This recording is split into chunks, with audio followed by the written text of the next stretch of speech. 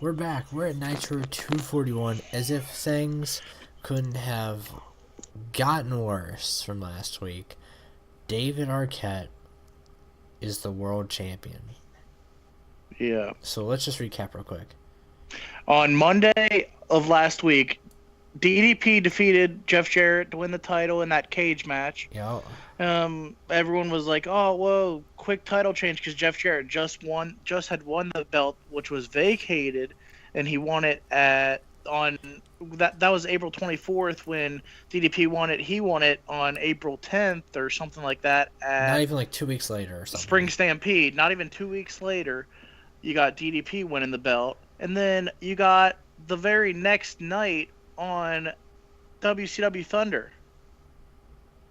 Which you can't even watch on the network as of this moment. Well, yeah, you can't, and I'm pretty sure that this is probably the episode why, because they had a movie star, David Arquette, win the title in a tag match. It was Jarrett and Russo or Jarrett and Bischoff. I forget who his partner was, but against DDP and Arquette got the pinfall, got the title, and now he thinks he's the big deal. How mad do you think DDP was? Because he walked in the champ, and his tag team partner got the title. And the thing was it was all put to put over a movie. It wasn't like, hey, this is a good guy that we're gonna try to keep around in this company. It was literally like, I don't think they had any long-term plans for David Arquette. It was just, hey, we got a movie coming out, so if we put the belt on you, you can show up at all these appearances with our title, and people be like, hey, let's tune into WCW. Didn't happen that way, Russo. Didn't happen that way, Bischoff. That was horrible.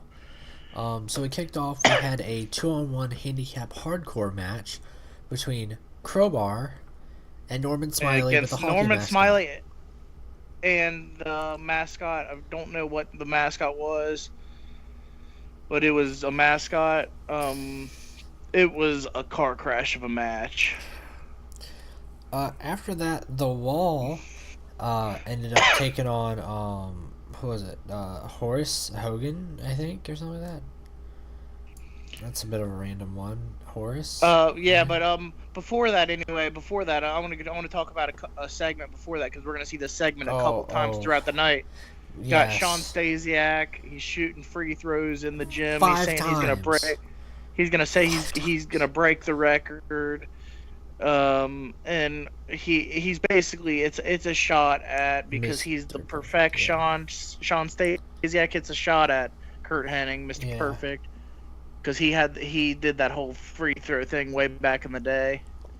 Yeah, and Mr. Perfect will show up and attack him, just so I don't have to talk about this ever just so again. we don't have to talk about this ever again. He ends up attacking him. My guess is they probably have a match. I don't know the exact card for Slamboree because they haven't really pushed the card. Mm-hmm. But my guess is they're fighting Sunday at the pay-per-view. Yeah, they don't push pay-per-view cards that well. Yeah, at all. Like, they don't really they don't really explain, hey, this match is going on pay-per-view. They're just kind of like, okay, cool. Yeah. You can definitely see that the two big titles which have taken the backseat are the hardcore title and the cruiserweight title. The cruiserweight title, I feel like, has taken the major backseat, because at least they somewhat pushed the idea of this hardcore title, because you got like Terry Funk had the belt for a bit, and now they're on with this Norman Smiley and Crowbar stuff. Norman Smiley is now the hardcore champ, I believe, or is he not, or is it still? Terry Funk is still champ, yeah, because Terry Funk beat Bam Bam last week to retain the title. Because he fell on him with the trash can. Yeah, because old people. Yeah. So, DDP's out there with David Arquette. Arquette's bragging.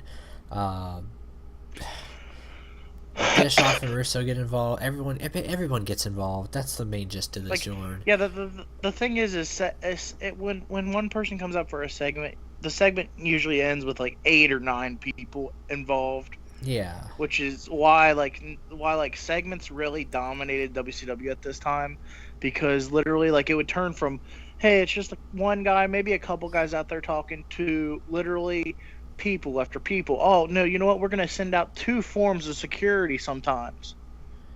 So, Uh, we saw a quick match where Hugh Morris took on Jeff Jarrett and Scott Steiner. It was bad.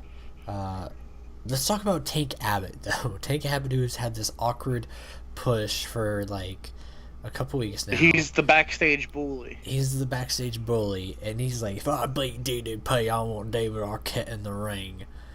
For the title, actually. Yeah. He beat DDP. Yeah. So DDP went from being world champ last week to losing to winning the match, but his tag team partner is the world champ, so they could switch the titles on a Thunder, and then come Monday he's jobbing to Tank Abbott. Yeah. Yeah, DDP literally went from like, oh yeah, he's kind of up there, he's getting a title shot. Oh, yeah. His wife turns on him, loses, and he loses that title match. Oh no, he wins the title match, is all triumphant. Oh no, you know what? Your partner's gonna actually get the pinfall the next night, and he's gonna be the new champion. Hey Ryan. Ryan, you there? Well, I guess I don't get to ask Ryan this. Who's better? He is not there, but who's better than Canyon? Nobody. No. Oh, there we go. I knew he would come back when I said that.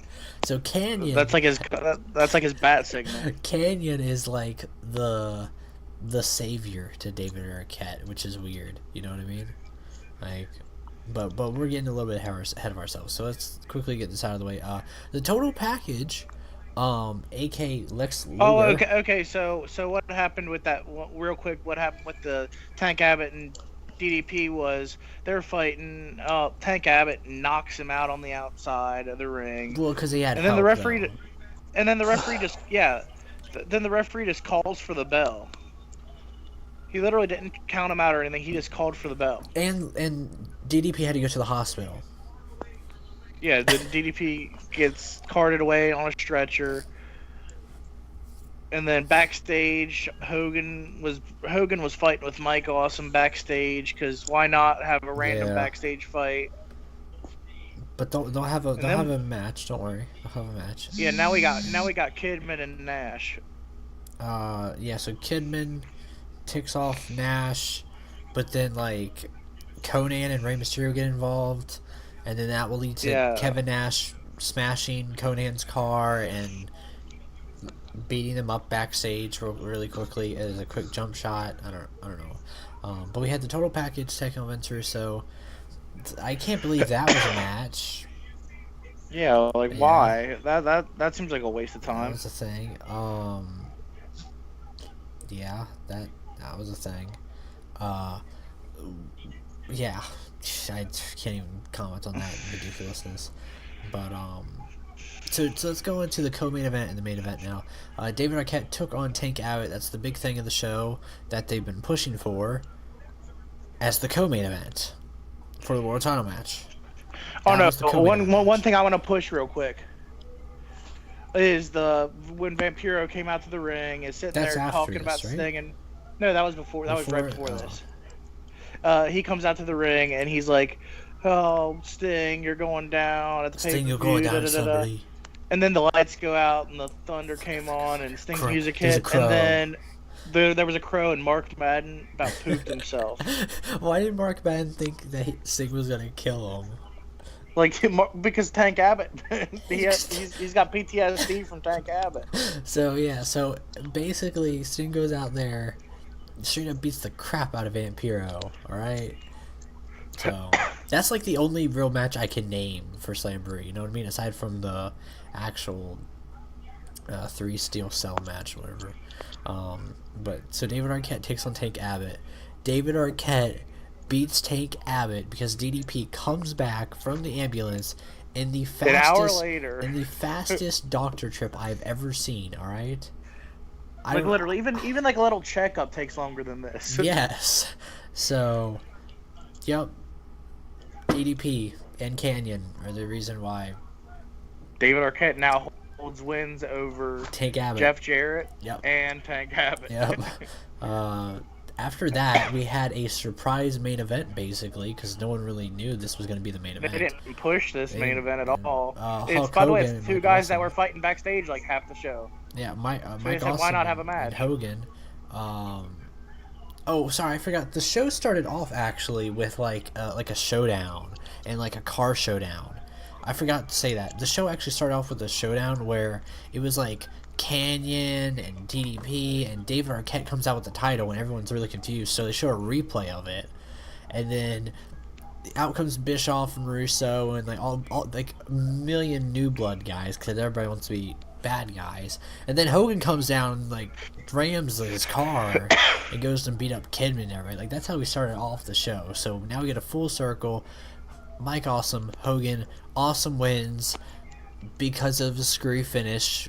Billy Silverman. Hogan's got his new vest on with his new FUNB on the back. Yeah, and basically all you gotta know is that a fan ran inside there with the Sting mask, and you're like, what? And then he takes it off, and it's just a generic. He takes it off, and it's a Jarrett man in a new blood shirt. He gets thrown out of the ring, and then all of a sudden, blood runs down Hogan. Down, yeah, and drills Hogan like it did Sting last week. Yeah, so the blood thing happened to Hogan as it did to Sting last week. They didn't hang Hogan, but basically everybody in New Blood came out and beat up Hogan. Came out and started stomping on him, and like no one saved Hogan. So. And Bischoff came out to the entranceway to salute the entire New Blood because he's like, I'm not getting bloody. Yeah, there you go. Nitro 241. We'll see you at Slamboree 2000.